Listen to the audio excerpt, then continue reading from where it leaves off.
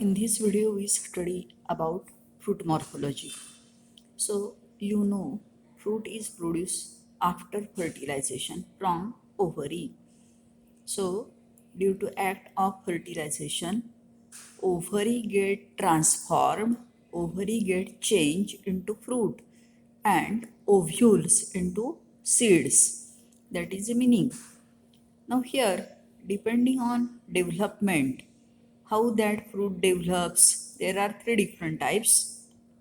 As first one, fruit is produced without fertilization from ovary. We call that fruit as parthenocarpic fruit, and phenomenon that is parthenocarpy. फ्रूटला म्हणायचं parthenocarpic fruit, जे fertilisation शिवाय तयार होतं, आणि फिनॉमिननला parthenocarpy. Now as there is no fertilisation, no seeds are present in such fruits, we call them as seedless fruits.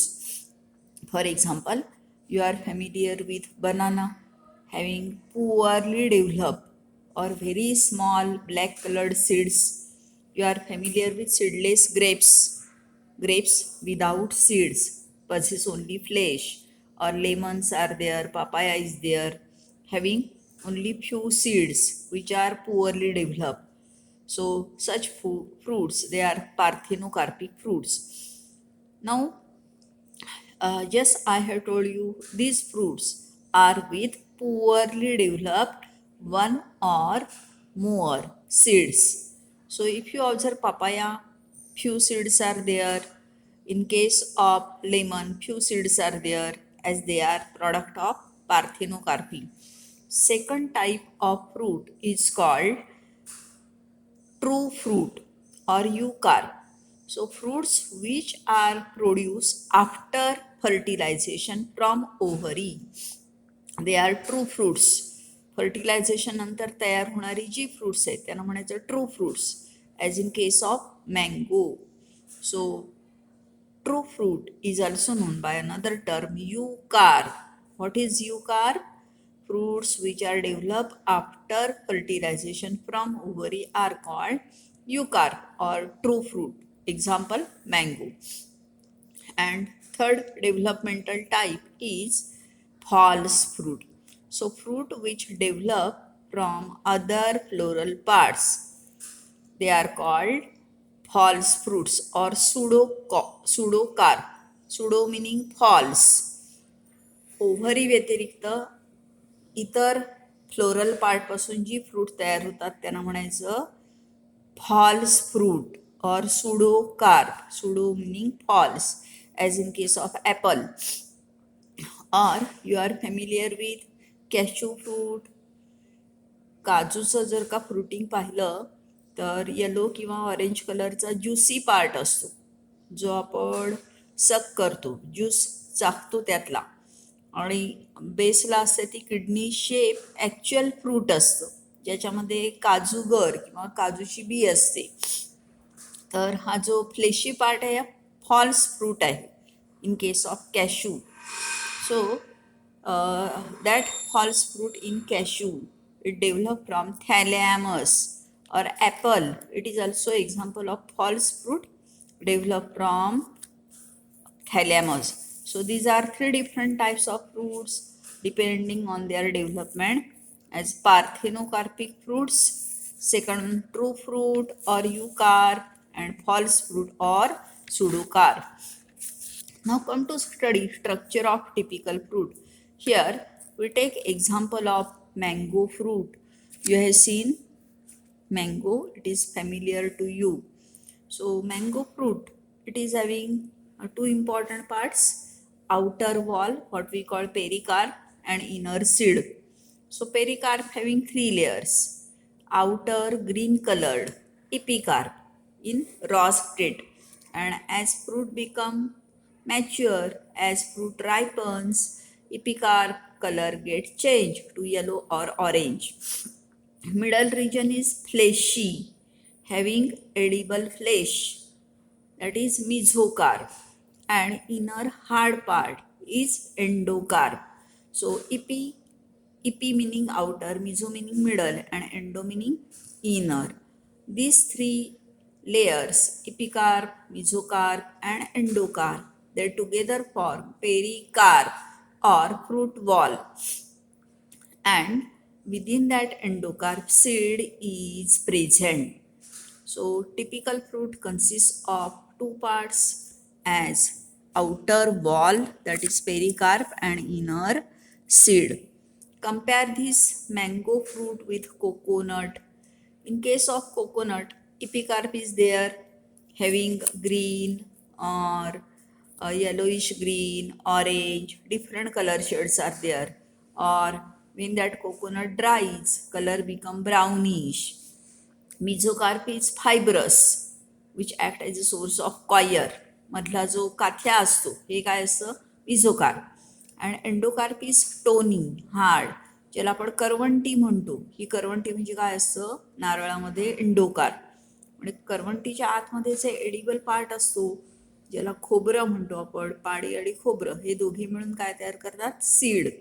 So in this way you can compare different fruits together. वेगवेगळी fruits घ्या आणि त्याच्या example थोडक्यात आणि त्यांच्यामधले epicarp, मिझोकार्प, endocarp कोणते आहेत हे बघा. किंवा टोमॅटोचं एक्झाम्पल घ्या. टोमॅटोमध्ये आउटर स्किन असते पातळ पापुद्रा, ही असते इपिकार्प. फ्लेश म्हणजे मिझोकार्प.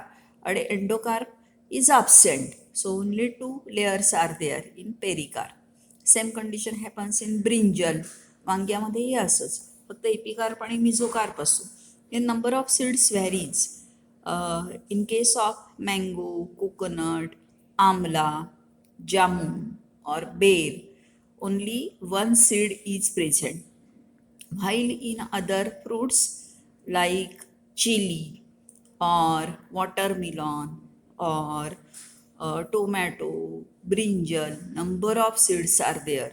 So number of seed varies from one to few to many. Or in case of chiku, there is either one or two, three seeds are there. So is it clear? That is regarding typical fruit.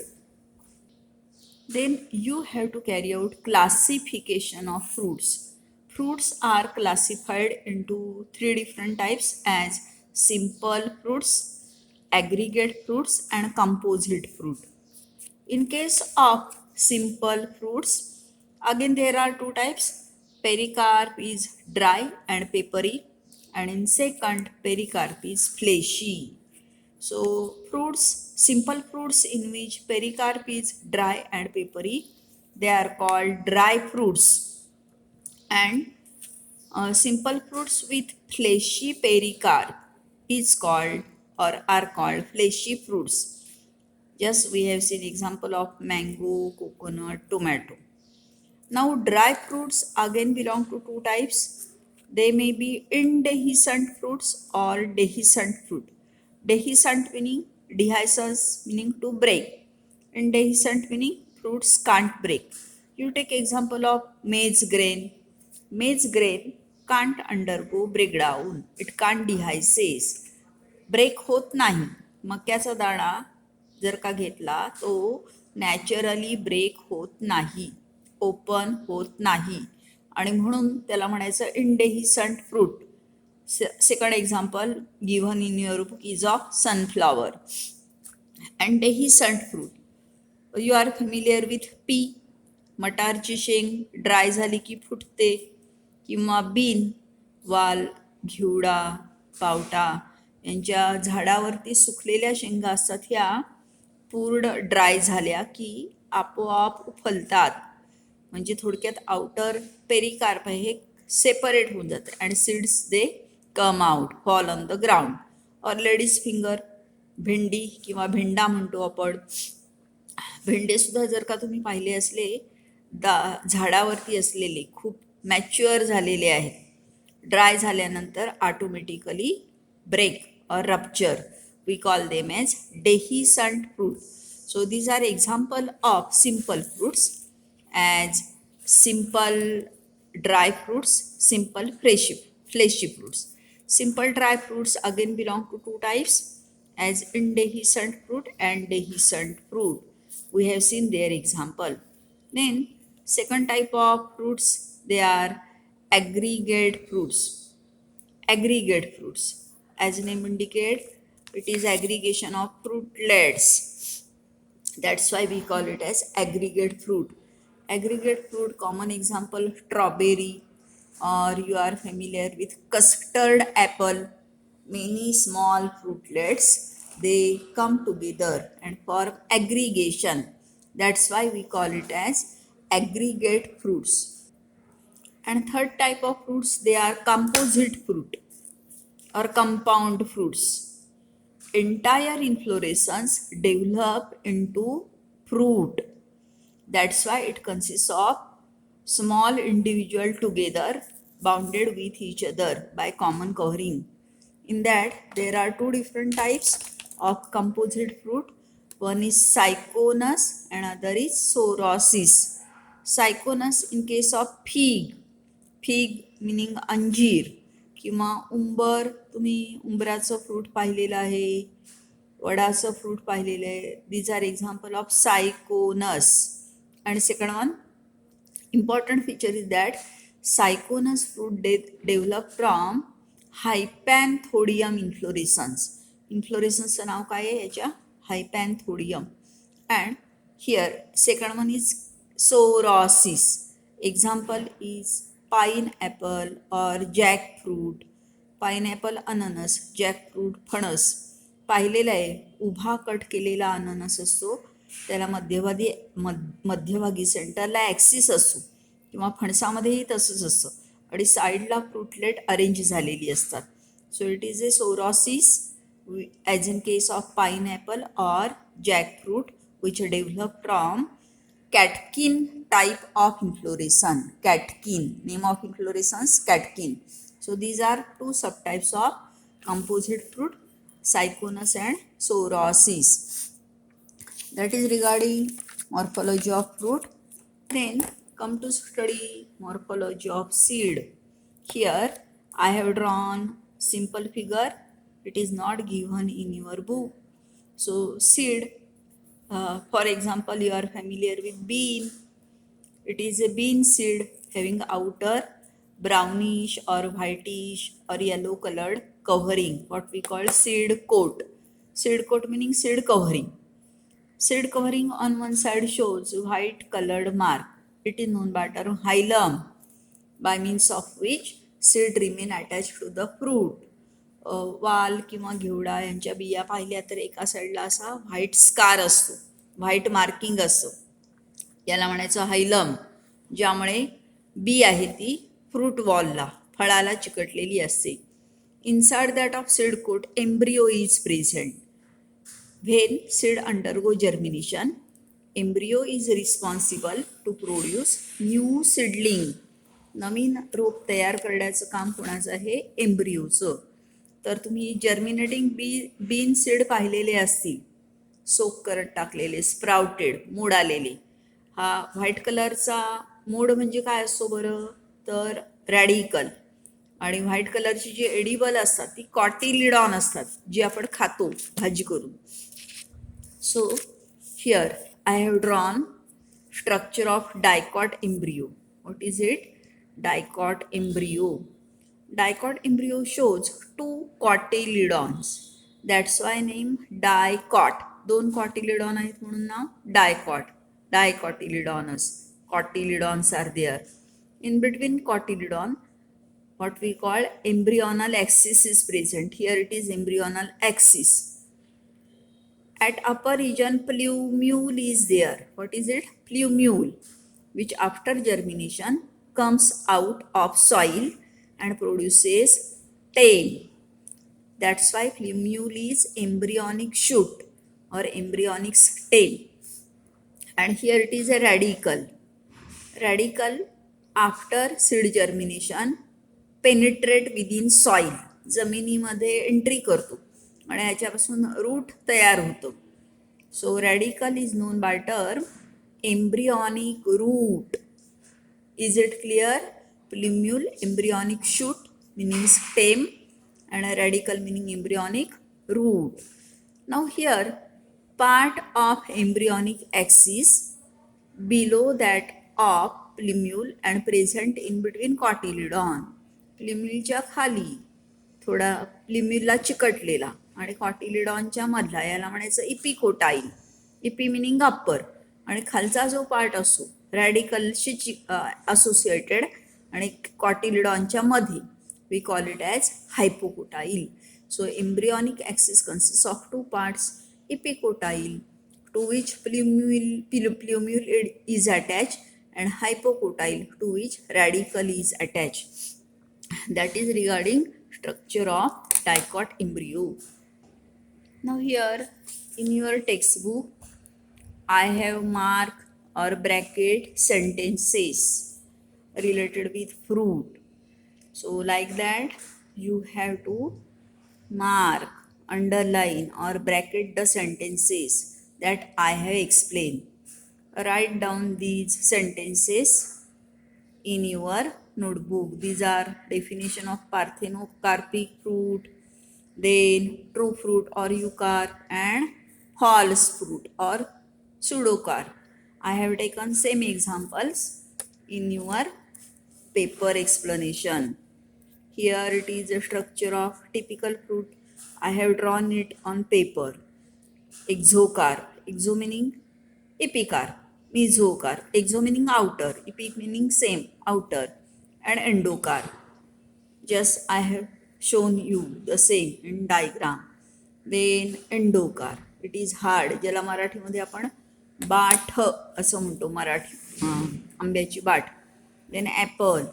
Apple is an example of false fruit. It is a thalamus which become fleshy.